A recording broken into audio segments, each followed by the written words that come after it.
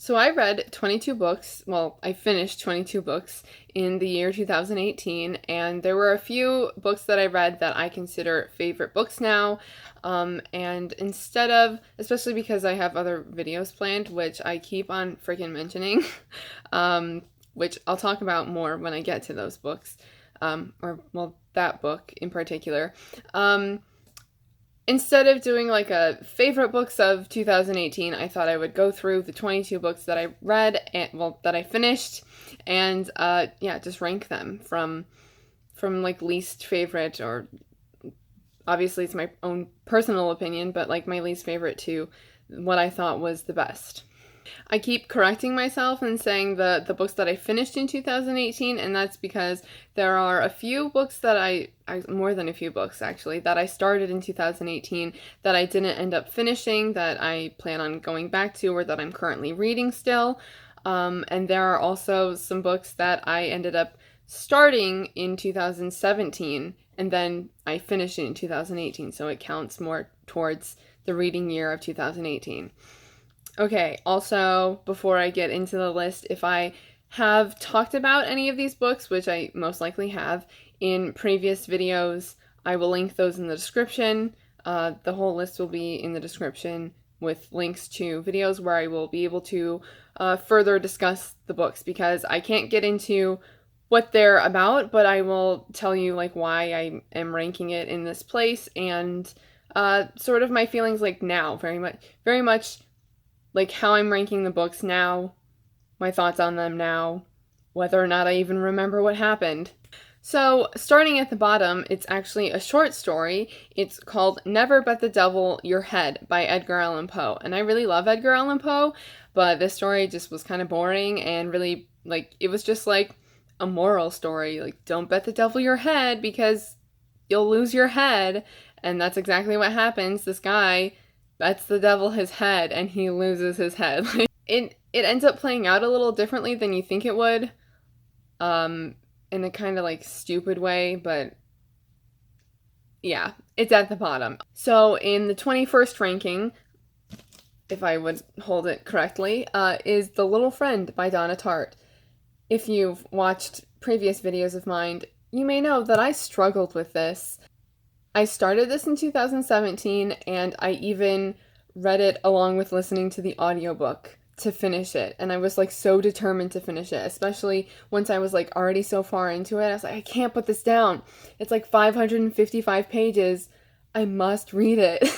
I must complete it. And I'm glad that I finished it. I am.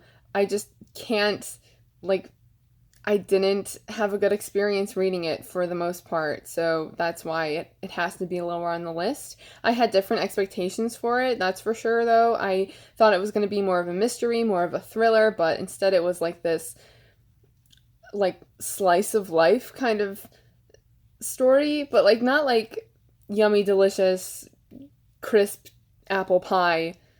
It was more like a piece of apple pie that's been sitting out for weeks, like rotting, and the apples weren't good in the first place, and like it was burned.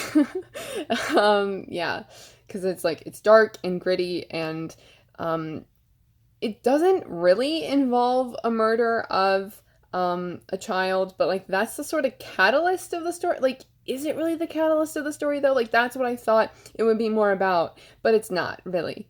I did enjoy like the last 150 to 200 pages, but at that point I was already like into the story, and more action was happening, and I knew what the book was at that point. So yeah, I didn't have a great experience reading it, but I am glad I finished it. And then in the 20th ranking, I have Kim Reaper, Volume 1, Grim Beginnings by Sarah Graley.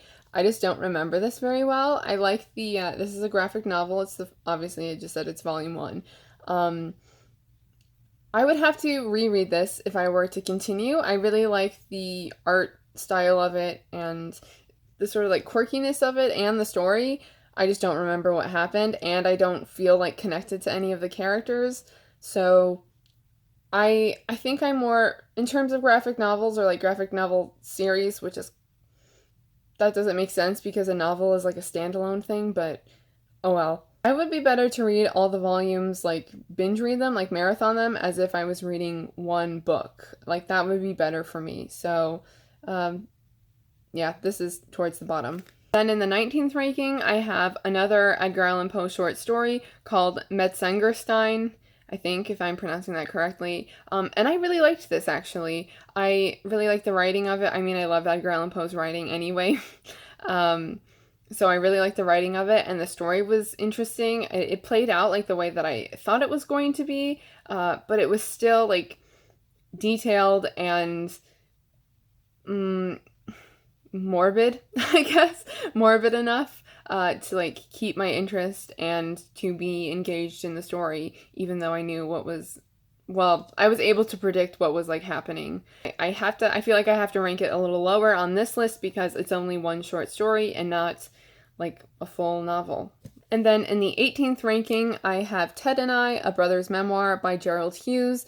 This gave me more insight into the life that Ted Hughes had, which is why I read it in the first place, because I wanted to get to know Ted Hughes more as like an individual, because I'm really into Sylvia Plath. I really like her, and she was married to Ted Hughes, and he gets painted as like this bad guy, but also I felt like I didn't get to know him all that much except in context with Sylvia Plath. So I got this like for really cheap. I found this for really cheap. So I thought it would be the place to start, especially since I already had it. I thought it would be the place to start with getting to know Ted Hughes more.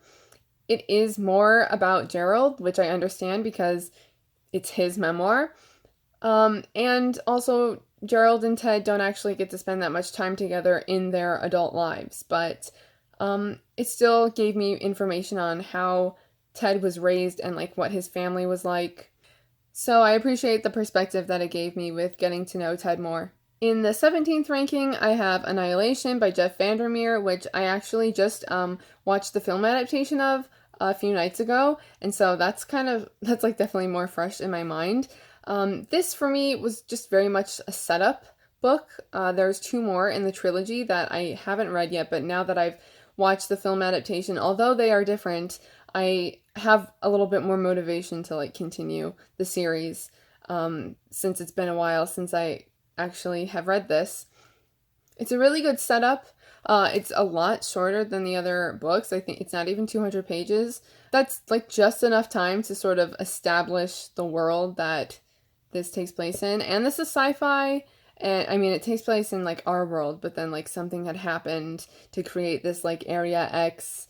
And this is sci-fi, which is not really my genre, so in comparison to the other books on the list, like that's one of the reasons why it ranks lower.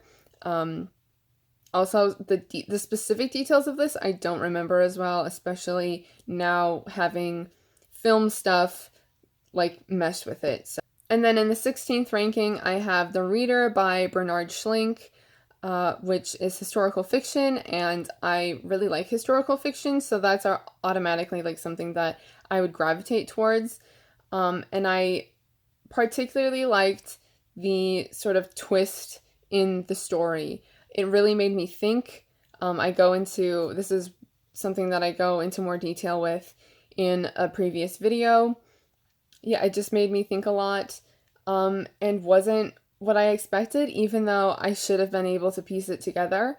It still overall just seems like an okay book, but I am still glad that I read it. This is definitely one of the books like right now that I'm not quite sure of what to say, but this is where I ranked it amongst all these books.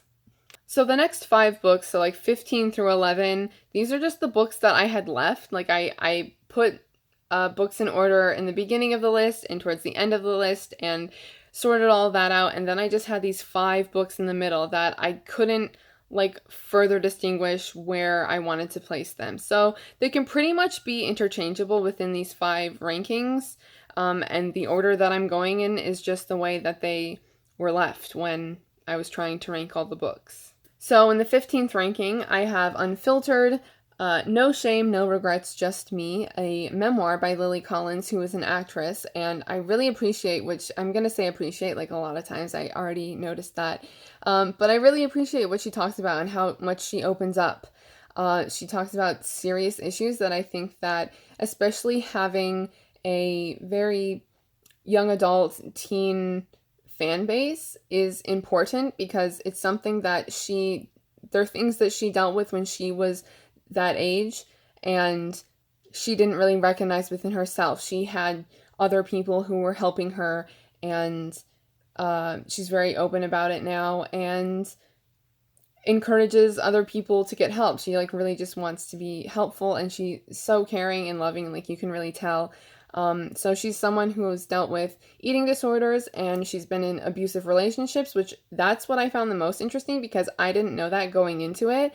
I knew about the eating disorders, and her father is Phil Collins, and she's an actress, and so it's a lot of that, but I didn't know about the abusive relationships that she was in.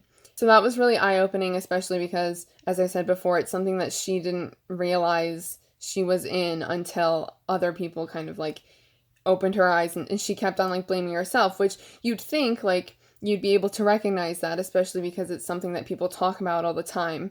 Women who have been in abusive relationships, they think it's their fault, but she is another person that proves like when you're in that situation, you don't even think like, oh, I'm blaming myself, then maybe I'm in an abusive relationship. Yeah. The only thing about it that I thought was, I guess this is like part of the mid-range, I guess, of my list. And the reason why it's a little bit closer to the bottom, but like also in this mid-range, is because it seems like she was writing and she was like, okay, here's the lessons I learned, and this is what the lessons should be that you're getting out of what I'm writing about. And then she just like moves on. Like I wish there was more depth to it. And then I have in the 14th ranking, City of Ashes by Cassandra Clare, which is the second book of the Mortal Instrument series, which is part of this whole like multiple series called the Shadowhunter Chronicles. And this suffers from second book syndrome. That's all I can remember, really. I barely remember the details of this book. I just knew that I didn't like it as much as City of Bones, and I already have a new favorite in the series. Yeah, but I know that I really like this world and a lot of the characters, so that's why I was able to like rank it higher. Like I know that I really liked this, even though I didn't like it as much as the previous book and books that come after it. But I like don't remember things that happened. In the 13th ranking, I have The Astonishing Color of After by Emily X.R. Pan, which this was really close to being like a 5 out of 5 star book for me, but I could not get past Lee as the main character. I just disagreed with her a lot, and I don't like the way that she like dealt with things. She was very determined. She had a specific like driven mindset, and wouldn't look at things like from a more open perspective. And I think that part of her storyline kind of got in the way of like the part of the story that I was more interested in, which is her mom's sort of backstory, her mom's life. Because her mom, in the beginning of the book, commits suicide, and Lee is trying to deal with this, figure out why. She's very confused and obviously grieving. And she travels to Taiwan to meet her maternal grandparents and find out more about her mom's life, and just to try to understand why her mom did this. It deals really well with suicide and depression. Lee's mom is a character who just like has depression, and there's not really an exact reason for it, which happens with a lot of people. And I think unless you're interested in psychology or know somebody who has depression, you may not realize that it's not necessary. It doesn't mean that you have to be, there are like really sad things happening in your life, or that there are depressing things happening in your life. You can just be depressed. There can be a lack of explanation for it. And that's the way it is with Lee's mom. And I appreciated that.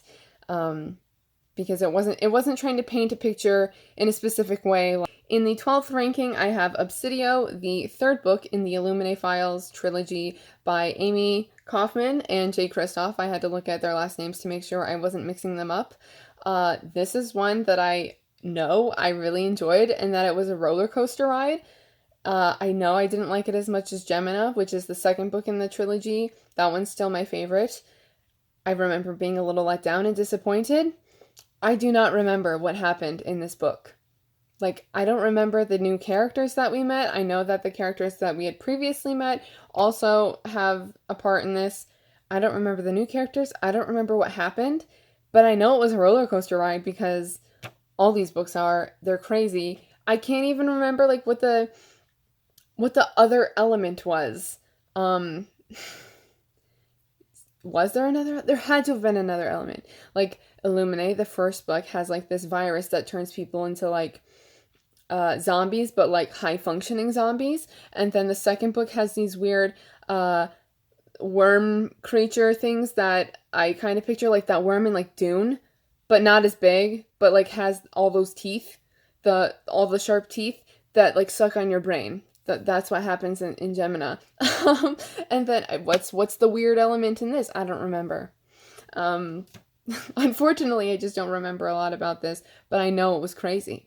And then in the 11th ranking, I have Clockwork Angel by Cassandra Clare. This is the first book in the Infernal Devices trilogy, but it's still part of the Shadowhunter Chronicles, so it's the fourth book if you're reading all the books in publication order. Yeah, that might sound confusing. But the Infernal Devices trilogy is something that a lot of fans of the Shadowhunter books prefer over the Mortal Instrument series. And so I had a little bit more of higher expectations for this. Also, it takes place in like Victorian era London. There's like a steampunk element. I was like, yeah, these are things that I'm into. Plus, I already know I love the Shadowhunter world, and there are also characters that are in this book and like characters that are connected to the characters from previous books in this book. Hopefully that again wasn't too confusing, but I was let down. I was disappointed. I didn't like these characters as much. I do really like one character. I was let down. But I can still tell, again, sort of similar to other books on this list, this is the first book in a trilogy, and so I can tell that it's also setting up for more things to come. The 10th ranking is The Guernsey Literary and Potato Peel Pie Society by Marianne Schaefer and Annie Barrows. This is a book that is really enjoyable and that I like the characters of, and this is something that's more, I know I liked it a lot more in the moment, and I remember that experience of reading it and then also watching the film adaptation. I remember that more than specific details of the book. You get to know the characters, but just well enough. It still kind of leaves you wanting more, but it's so heartwarming. And that's why it's here in this ranking. In the 9th ranking, I have American Isis, The Life and Art of Sylvia Plath by Carl Rollison. I love Sylvia Plath, so I'm a little bit biased with this. But this is the third biography I've read about Sylvia Plath, along with a lot of other articles that I've read about her. And I actually learned more things about her, which I love because I thought that I had, you can always learn more about somebody, but I feel like now a lot of it's just going to be review. And yes, this had a lot of review in it, but it included real life people that I didn't know were as much a part of Sylvia's life and that haven't been thoroughly mentioned or talked about in previous biographies that I've read. This is also an overall view of her life and not just a specific time period of her life, which is the way the other biographies about her that I've read are like. Also, this gave me more insight into Ted Hughes, who I previously mentioned with his brother's memoir, Ted and I. This did not paint him as a bad guy as much. You can see him as more of a full person instead of just someone who was cheating on his wife and had affairs and incidentally caused her suicide. So, which is the way that some things about Sylvia Plath can be portrayed, unfortunately, which that sucks for Ted Hughes. But I got to know more about Ted and his family and the other people in Sylvia's life that I didn't really know was more a part of her life, especially towards the end. This very much towards the end of her life, that's where I learned the most. And then in the 8th ranking, I have The Glass Castle by Jeanette Walls, which I listened to on audiobook. This is a memoir, and I love when the author narrates the audiobook, which is the case here. I really liked the book. It was interesting. It gave a different perspective on a way that someone can grow up. Jeanette grew up out of the system, basically. Her parents, she was like homeless, pretty much. I'm not going to go into too much detail with like her life, but something that made me like this book even more was that after I finished the book, I watched interviews with her, and she just seems so happy and so thankful and appreciative of this life that she had, and where she used to be really ashamed of it and wanted to hide it, and now she's proud of it, and she's allowed herself to tell the story and accepted it as her childhood and part of herself, and I just think that's great, and she just seems so loving. The 7th ranking is Call Me By Your Name by Andre Aciman, which is a book I know I more thoroughly talk about in one of my previous videos. I really liked the writing of this. It was very immersive. I felt transported to the setting, and it's something that I think that a lot of people can relate to, even if it seems like Elio, he goes through like a sexual awakening, discovering his sexual identity more, and I think that's something that everyone can relate to. It's something that everyone goes through, even if they're asexual. It's still something that you learn about yourself, and that's what Elio or Elio, I can't remember, but that's what he's experiencing in this book, and I know I talk about it a lot more in a previous video. The 6th ranking is The Miseducation of Cameron Post by Emily M. Danforth. I love that this starts earlier on than you might think. This is about Cameron, who is sent to a conversion camp, and by her aunt, who finds out that she's been having intimate relations with other girls. And it starts really early on, like 3 years or so before she's actually sent to the conversion camp.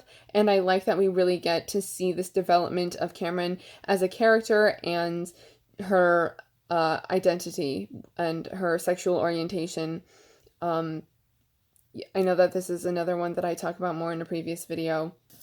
In the 5th ranking, I have City of Glass by Cassandra Clare. This is the 3rd book in the Mortal Instruments series. I can't talk that much about it anyway, because it's the 3rd book in a series. I know that this was like a really good like half conclusion to the series, since there's 6 books in the series. Again, it deals with the world and characters that I already really like. So it's higher on the list. It's higher on the list. And I liked this the best of the first 3 books of the Mortal Instruments series. And then the 4th ranking is Sadie by Courtney Summers, which I don't have physically. I listened to the audiobook of this. The audiobook is so good. Like, I really don't know if I would have the same feelings if I had read it physically. It's set up in dual perspective narrative. And so Sadie is one of the perspectives, and she is looking for the killer of her younger sister. And then you have this other guy, that's the other perspective, is a guy doing a podcast, and he is searching for Sadie. He's trying to figure out what happened to Sadie, because now Sadie is missing, much like her younger sister was, and then her younger sister was found murdered. And I just forgot completely that these were like characters and this was not a real podcast, and that these weren't real people, especially when they have the sort of like interviews that the guy does. You have a different voice actor for every character, and I just kept forgetting that this was a book. It was a fictional book. It was really good. It deals with a lot of heavy topics though. I am running low on time here for how much I can record. So in my 3rd ranking, I have City of Fallen Angels by Cassandra Clare. This is the 4th book in the Mortal Instruments series. This is my favorite of the series so far. I know this is a book that I talk more about in a previous video. I like the perspective that we get with Simon. We learn more about Camille. I'm so interested in Camille. This is my favorite so far. It deals with characters that are my favorite characters of the series, and a world that I really like. My 2nd favorite book, and a new favorite book, of like my life is The Secret History by Donna Tartt. I loved this, and I'm so glad I loved it because I was a little discouraged after I read The Little Friend by Donna Tartt, which was very low on this list. This was so good though. I love the writing. I was so immersed in it, and the characters were really complex, and it's so many things that I love. And then, again, this is a book that I know I talk a lot more about in a previous video. So you'll have to look at that video. And number 1, the favorite book, one of my new favorite books, is The Raven Boys by Maggie Stiefvater. This is the first book in a cycle of 4 books. And I'm going to do 3-part discussion videos on this book. I've already recorded them, which I know I've mentioned before. Yeah, I just have yet to edit them. So it's going to be 3 videos, all very long. And I mean, what's new? That's just the way I make videos, long videos. And I just dive into this book. Like, I really do. I think the first part is like less spoilery, and then I just go for it in parts 2 and 3. I need to edit those though. I'm actually going to run out of time to record, but this was my favorite book that I read in 2018. It's fantastical, but also deals with like, it's real life plus like fantasy elements, psychics, and a legend and a quest. So that's it. Those are my rankings. That's the ranking of the 22 books that I read in 2018. Tell me what you think about these books if you've read any of them. Thank you for watching, and I'll see you in my next video. Bye.